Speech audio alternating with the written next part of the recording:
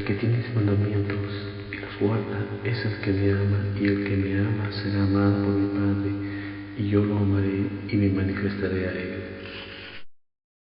Abran su Biblia en Juan capítulo 8 versículos 30 al 38. Al hablar él estas cosas, muchos creyeron en él. Dijo entonces Jesús a los judíos que habían creído en él: Si vosotros permanecéis en mi palabra, seréis verdaderamente mis discípulos, y conoceréis la verdad, y la verdad os hará libres. Le respondieron: Descendientes de Abraham somos, y jamás hemos sido esclavos de nadie. ¿Cómo dices tú, seréis libres? Jesús les respondió: de cierto os digo, que todo aquel que practica el pecado, esclavo es del pecado. Y el esclavo no queda en la casa para siempre, el Hijo sí queda para siempre. Así que si el Hijo os liberta, seréis verdaderamente libres. Sé que sois descendientes de Abraham, sin embargo intentáis matarme, porque mi palabra no haya cabida en vosotros. Yo hablo lo que he visto junto al Padre, y vosotros hacéis lo que habéis oído junto a vuestro padre. Bien, hemos querido incluir el versículo 30 por su significación que luego explicaremos, aunque esta porción de la Biblia sobre la verdad tiene el título en el versículo 31, donde comenzaremos. Dice el versículo 31: Dijo entonces Jesús a los judíos que habían creído en él: Si vosotros permanecéis en mi palabra, seréis verdaderamente mis discípulos. La palabra permanencia no lleva alguna connotación especial en ella, significa no abandonarla. No significa que usted no puede dejar su Biblia e ir a algún lugar, no. Permanecer en la palabra de Jesús significa nunca elevar alguna otra verdad por encima de ella, en nunca mirar a algo como más hermoso o más valioso o más atractivo que la palabra y el Señor que ella revela, en nunca alejarnos como si en otro lugar pudiera encontrarse una paz mayor. Permanecer significa nunca dejar de comer y beber de la palabra, como el pan del cielo y el agua viva, como si la vida pudiera encontrarse en otro lugar, y en nunca dejar de caminar en la luz de la palabra, como si otra luz pudiera mostrar los secretos de la vida. Ahora, ¿a qué se refiere Jesús con la frase mi palabra? Si vosotros permanecéis en mi palabra, seréis verdaderamente mis discípulos. La palabra es singular, mi palabra, no mis palabras. Esto significa que Jesús está pensando en el conjunto de todo lo que Él representa. Dice Salmos 119, versículo 160, La suma de tu palabra es verdad, y eterno es todo tu juicio de tu justicia. ¿Y quién es la verdad? Cristo. Veamos ahora lo que esta frase seréis verdaderamente mis discípulos implica. Significa que hay discípulos que no son verdaderamente discípulos. La palabra verdaderamente significa realmente, realmente mis discípulos. En otras palabras, hay discípulos reales y no reales. Hay discípulos auténticos y no auténticos. Hay un discipulado que es simplemente externo y hay un discipulado que desciende hasta la raíz. El mundo no solo está dividido en dos grupos en este aspecto, discípulos de Jesús y no discípulos. Está dividido en tres grupos: no discípulos, gente del mundo; discípulos no reales y discípulos reales. En otras palabras, personas que no tienen intención de seguir a Jesús, personas que dicen que le siguen y tienen una relación superficial con Él, y personas que verdaderamente le siguen. ¿Por qué Jesús hizo esta distinción? Es preocupante, nos hace meditar y preguntarnos, ¿a cuál grupo somos? Él la menciona porque en el versículo 30 dice: al hablar estas cosas, muchos creyeron en Él. Había habido una gran respuesta a su enseñanza, y siempre que hay una gran respuesta a algo, puede suponer que algunos de ellos están siendo arrastrados por la multitud. Es decir, si muchos están yendo, es fácil ir, incluso si no fuera por su propia motivación. Están ahí solo por el impulso, así que Jesús no asume que toda esa fe es real, porque Él nos conoce verdaderamente como somos. Estamos al descubierto ante la omnisciencia de Dios, como en Juan capítulo 2 versículos 23 y 24. Mientras estaba en Jerusalén en la fiesta de la Pascua, muchos creyeron en su nombre al ver las señales que hacía, pero Jesús mismo no se fiaba de ellos, porque los conocía a todos. Para Jesús, verdaderamente discípulo es lo mismo que verdaderamente cristiano. Jesús no está diciendo que verdadero discípulo es un segundo estado en la vida cristiana, que primero ser creyente y luego más tarde obtendré el nivel de discípulo. Por eso cuando Jesús llamó a sus discípulos, dejaron todo y lo siguieron. Según Mateo capítulo 4 versículos del 19 al 22, y les dijo: Venid en pos de mí y os haré pescaderos de hombres. Ellos entonces, dejando al instante las redes, los siguieron. Pasando de ahí, vio a otros dos hermanos, Jacobo, hijo de Zebedeo, y su hermano Juan, en la barca con Zebedeo, su padre, que remendaban sus redes, y los llamó.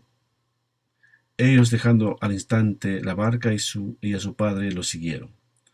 Y una evidencia de ello se nota al ver las palabras que Jesús utiliza aquí en el versículo 31, cuando dice: Jesús decía a los judíos que habían creído en él: Si vosotros permanecéis en mi palabra, seréis verdaderamente mis discípulos.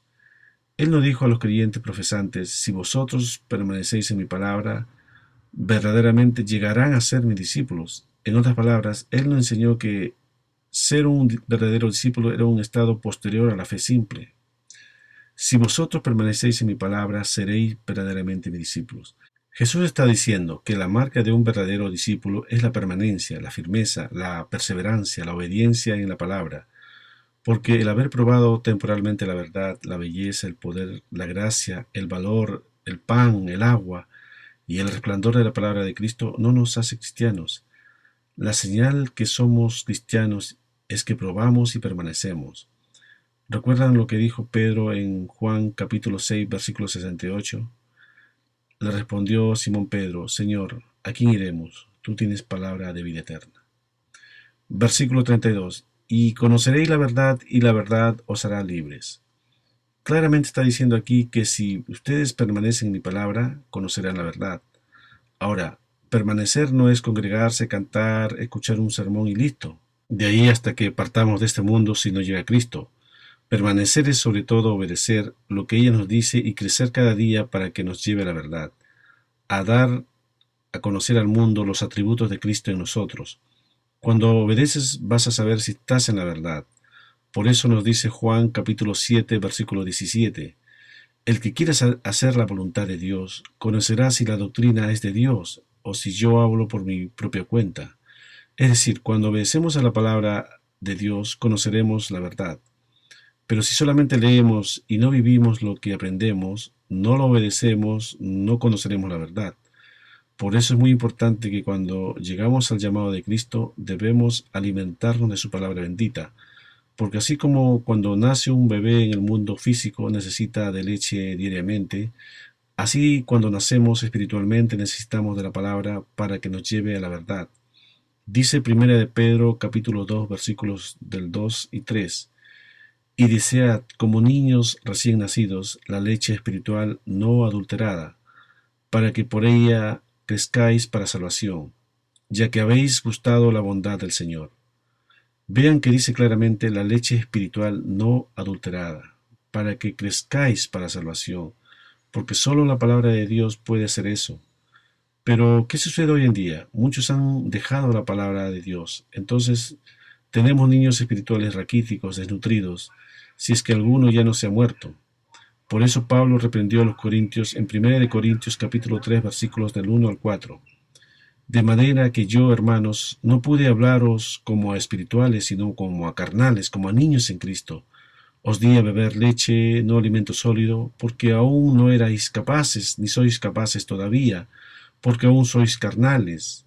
En efecto, habiendo entre vosotros celos, contiendas y disensiones, ¿no sois carnales y andáis como hombres? Porque solo la palabra de Dios, la verdad, te va limpiando, te va corrigiendo de tus impurezas. Dice Proverbios capítulo 16, versículo 6: Con misericordia y verdad se corrige el pecado, con el temor de Jehová los hombres se apartan del mal. Así que cuando vamos obedeciendo a la palabra y la escudriñamos, conoceremos la verdad y nos hará libre del pecado. Dice Jeremías capítulo 33, versículo 6: Yo les traeré sanidad y medicina, los curaré y les revelaré abundancia de paz y de verdad. Porque con esa verdad que vamos conociendo nos apartaremos del mal, porque sabremos verdaderamente cómo es Dios, cómo es su justicia, sus justos juicios. Dice Proverbios capítulo 29, versículo 14.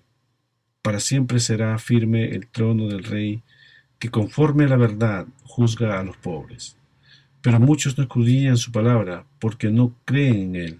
Nos dice Juan capítulo 5, versículos 37 al 40. También el Padre que me envió ha dado testimonio de mí. Nunca habéis oído su voz, ni habéis visto su aspecto, ni tenéis su palabra morando en vosotros, porque no creéis a quien él envió. Escudriñad las Escrituras, porque a vosotros os parece que en ellas tenéis la vida eterna, y ellas son las que dan testimonio de mí, y no queréis venir a mí para que tengáis vida. Dice Juan capítulo 3, versículo 21. Pero el que practica la verdad viene a la luz, para que se ponga de manifiesto que sus obras son hechas en Dios. Luego el Espíritu Santo nos llevará a toda la verdad. Nos dice Juan capítulo 16, versículo 13. Pero cuando venga el Espíritu de verdad, Él os guiará a toda la verdad, porque no hablará por su propia cuenta, sino que hablará todo lo que oiga, y os hará saber las cosas que habrán de venir. Y eso es lo que busca Dios en Juan capítulo 4, versículo 24. Dios es espíritu, y los que lo adoran en espíritu y en verdad es necesario que lo adoren, por lo mismo que debemos conocer la verdad y no ignorar que es lo contrario. Explicado todo esto, volvamos a nuestro texto principal, en donde la gente respondió como algunos de nosotros hubiéramos hecho: ya somos libres. Ellos le dijeron en el versículo 33, le respondieron: descendiente de Abraham somos y jamás hemos sido esclavos de nadie. ¿Cómo dices tú seréis libres? Ellos están enfocándose en algunos aspectos de la libertad, pero no en el que Jesús tiene en mente. Así que Jesús les aclara en el versículo 34. Jesús les respondió: de cierto os digo, que todo aquel que practica el pecado, esclavo es del pecado. Sabemos que todos pecamos debido a nuestra naturaleza pecaminosa que está en nosotros. Por lo tanto, Jesús está diciendo que cada persona es esclava del pecado. Esto significa que el pecado no es solo una mala acción, sino un poder oculto en nuestros corazones que nos hace realizar malas acciones. Pecamos porque somos pecadores. Así que nuestra esclavitud es una esclavitud a nuestra naturaleza caída, de ese poder en nosotros. Puede haber tipos de libertad que podemos fabricar para nosotros mismos, pero no es esta. Esa es la idea que Jesús está expresando. Esta esclavitud es demasiado profunda y todos la tenemos. Solo Jesús puede libertarnos y su palabra da testimonio de él. Por eso Juan dijo en 1 de Juan capítulo 5 versículos 1 al 3: todo aquel que cree que Jesús es el Cristo es nacido de Dios, y todo aquel que ama al que engendró, ama también al que ha sido engendrado por él. En esto conocemos que amamos a los hijos de Dios, cuando amamos a Dios y guardamos sus mandamientos. Pues este es el amor a Dios, que guardemos sus mandamientos, y sus mandamientos no son gravosos. Es decir, todo aquel que cree en Jesús va a guardar sus mandamientos y va a amar a sus hermanos. Dichos mandamientos no son gravosos, es decir, no son una carga pesada, porque dice Salmos capítulo 103, versículo 14, porque Él conoce nuestra condición, se acuerda de que somos polvo. Continuamos en el versículo 35. Y el esclavo no queda en la casa para siempre, el hijo sí queda para siempre. Es decir, si nuestra conexión con la familia de Dios es la de esclavos, no tenemos vínculo natural con la casa. Nuestro vínculo es esencialmente inseguro y precario. En cambio, una relación del hijo con el padre es natural y esencial. Es una relación de derecho, de parentesco, de vínculo. Entonces, si nosotros deseamos que nuestro parentesco con la familia de Dios sea hecho real, legítimo y permanente, tenemos que ser concedidos de libertad por el Hijo y adoptados como hijos e hijas del Señor Todopoderoso. Dice 1 de Juan capítulo 5 versículo 12, el que tiene el Hijo tiene la vida, el que no tiene el Hijo de Dios no tiene la vida. Jesús dijo en Juan capítulo 10 versículos del 27 al 29, mis ovejas oyen mi voz y yo las conozco y me siguen. Yo les doy vida eterna y no perecerán jamás, ni nadie las arrebatará de mi mano. Mi Padre que me las dio, mayor que todos es, y nadie las puede arrebatar de la mano de mi Padre. Es decir, si usted oye su voz y obedece lo que dice su palabra, Él te conocerá y lo conocerás principalmente por su palabra. Y la única razón por la que digo principalmente, y no solo, es que en la comunión de la obediencia y el sufrimiento de cada día se profundiza cada vez más nuestro conocimiento personal de Jesús. Si quiere ver el rostro de Jesús más ciertamente, debe mirarlo a través de su palabra, según 2 Corintios capítulo 4, versículo 6. Porque Dios, que mandó de que de las tinieblas resplandeciera a la luz, es el que resplandeció en nuestros corazones para iluminación del conocimiento de la gloria de Dios en la faz de Jesucristo. Por eso todos aquellos que son nacidos de nuevo serán preservados por el poder de Dios y perseverarán como cristianos hasta el final de sus vidas, y que sólo los que perseveren hasta el final realmente han nacido de nuevo. En otras palabras, una vez adoptado en la familia de Dios, se convierte en hijo de Dios para siempre. Por lo mismo que Jesús dijo en Juan capítulo 14, versículo 15, en la casa de mi Padre muchas moradas hay. Si no fuera así, yo os hubiera dicho, voy pues a preparar lugar para vosotros. Y si me voy y os preparo lugar, vendré otra vez y os tomaré a mí mismo, para que donde yo esté, vosotros también estéis. Por otro lado, los que manifiestan la salvación, pero luego se apartan, demuestran que su profesión nunca fue genuina, seguían siendo esclavos. Dice 1 capítulo 2, versículo 19, salieron de nosotros, pero no eran de nosotros, porque si hubieran sido de nosotros, habían permanecido con nosotros, pero salieron para que se manifestara que no todos son de nosotros. Seguimos en nuestro texto principal en Juan capítulo 8, versículo 36. Así que si el Hijo os liberta, seréis verdaderamente libres. Y la libertad de la cual él habla es principalmente del pecado y de su terrible poder para condenarnos si no somos libertados de ello. Versículo 37. Sé que sois descendientes de Abraham, sin embargo intentáis matarme, porque mi palabra no haya cabida en vosotros. Jesús les está respondiendo de lo que ellos dijeron en el versículo 33, que eran descendientes de Abraham, que se sentían seguros, que no estaban en peligro por el juicio de Dios. Ellos estaban defendiendo con un argumento étnico. Estamos seguros, somos judíos. Jesús les dice, sé que sois descendientes de Abraham, sin embargo intentáis matarme porque mi palabra no haya cabida en vosotros. Jesús les estaba diciendo, ustedes tienen el corazón endurecido, y si no hay arrepentimiento y quebrantamiento, mi palabra rebotará, como en los tiempos de Jeremías, el profeta, en donde el pueblo de Dios estaba tan endurecido de corazón por causa de un estilo de vida tan pecaminoso, que el profeta clamó en Jeremías capítulo 5, versículo 3, oh Señor, no buscan tus ojos la verdad. Tú los heriste, mas no les dolió. Tú los consumiste, mas ellos rehusaron recibir corrección. Endurecieron sus rostros más que la roca, rehusaron arrepentirse. Jeremías había llegado a pensar que tal vez desconocían las Escrituras, y fue a hablar con los guías para hacerles entrar en razón, y lo que encontró fue rebeldía, según Jeremías capítulo 5, versículos 4 al 5. Entonces yo dije, ciertamente estos son pobres, han enloquecido, pues no conocen el camino de Jehová. Iré a los grandes y les hablaré, porque ellos conocen el camino de Jehová, el juicio de su Dios. Pero ellos también quebraron el yugo, rompieron las coyundas. Porque si pecas y no hay pesar en ello, si sigues como si nada hubiera pasado, dos cosas pueden estar pasando.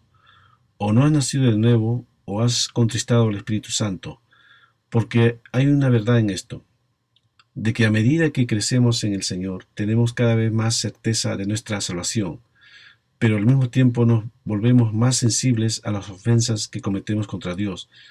Cada vez nos duele más quebrantar, aunque sea los mandamientos pequeños. Eso es un indicio de que uno se va santificando. Y Jesús nos insta a eso en Mateo capítulo 5, versículo 19. De manera que cualquiera que quebrante uno de estos mandamientos muy pequeños y así enseñe a los hombres, muy pequeño será llamado en el reino de los cielos. Pero cualquiera que los cumpla y los enseñe, éste será llamado grande en el reino de los cielos. Así que si alguien está viviendo en pecado y su ego está gobernando su corazón, no se engañe, cambie. Dios tiene el poder para sanar su corazón, pero debe decidir que el señorío de Cristo sobre su vida sea mayor que sus deseos. Pablo les dijo así a los falsos predicadores en 1 de Timoteo capítulo 4 versículo 2, de hipócritas y mentirosos cuya conciencia está cauterizada. ¿Qué quiere decir esto? Es básicamente cuando se desatienden repetidas veces los dictados de la conciencia, se llega al extremo de insensibilizarla y cerrarla, de modo que ya no provee advertencias ni guía segura, como calles con semáforos malos. Cuando Pablo habla de una conciencia cauterizada, es como cuando un propietario marca su ganado con fierro caliente sobre la piel del animal, que produce una cicatriz, que carece de terminaciones nerviosas y por lo tanto es insensible. A las personas con una conciencia así se les hace difícil aceptar, distinguir y discernir lo bueno de lo malo. No aprecian la libertad del pecado que Dios les ofrece y se rebelan, de modo que acaban siendo esclavos de una mala conciencia, por lo tanto esclavos del pecado. Dice Romanos capítulo 6 versículos 20 al 23, cuando erais esclavos del pecado, erais libres con respecto a la justicia. Pero ¿qué fruto teníais de aquellas cosas de las cuales ahora os avergonzáis? Porque el fin de ella es muerte. Pero ahora que habéis sido libertados del pecado y hechos siervos de Dios, tenéis por vuestro fruto la santificación y como fin la vida eterna. Porque la paga del pecado es muerte, pero la dádiva de Dios es vida eterna en Cristo Jesús, Señor nuestro. Seguimos en Juan capítulo 8, versículo 38. Yo hablo lo que he visto estando junto al Padre, y vosotros hacéis lo que habéis oído junto a vuestro Padre. Jesús le está diciendo, yo hablo de lo que he visto del Padre, y nos dice Juan capítulo 1, versículo 18, a Dios nadie lo ha visto, el unigénito Hijo que está en el seno del Padre, Él lo ha dado a conocer. También Juan capítulo 7, versículos 16 al 18. Jesús le respondió y dijo, mi doctrina no es mía, sino de aquel que me envió. El que quiere hacer la voluntad de Dios conocerá si la doctrina es de Dios o si yo hablo por mi propia cuenta. El que habla por su propia cuenta, su propia gloria busca, pero el que busca la gloria del que lo envió, este es verdadero y no hay en él injusticia. Vean lo que dice la primera parte del versículo 18. El que habla por su propia cuenta, su propia gloria busca. Se está refiriendo a los hijos de desobediencia, y es casi similar a lo que dice en la última parte en Juan capítulo 8, versículo 38. Vosotros hacéis lo que habéis oído junto a vuestro padre. ¿Cuál padre? Le responde en el versículo 44 de este mismo capítulo. Vosotros sois de vuestro padre el diablo, y los deseos de vuestro padre queréis hacer. Él ha sido homicida desde el principio, y no ha permanecido en la verdad, porque no hay verdad en él. Cuando habla mentira, de suyo habla, pues es mentiroso y padre de mentira. Duro es lo que les dice Jesús a los fariseos aquí, vuestro padre es el diablo.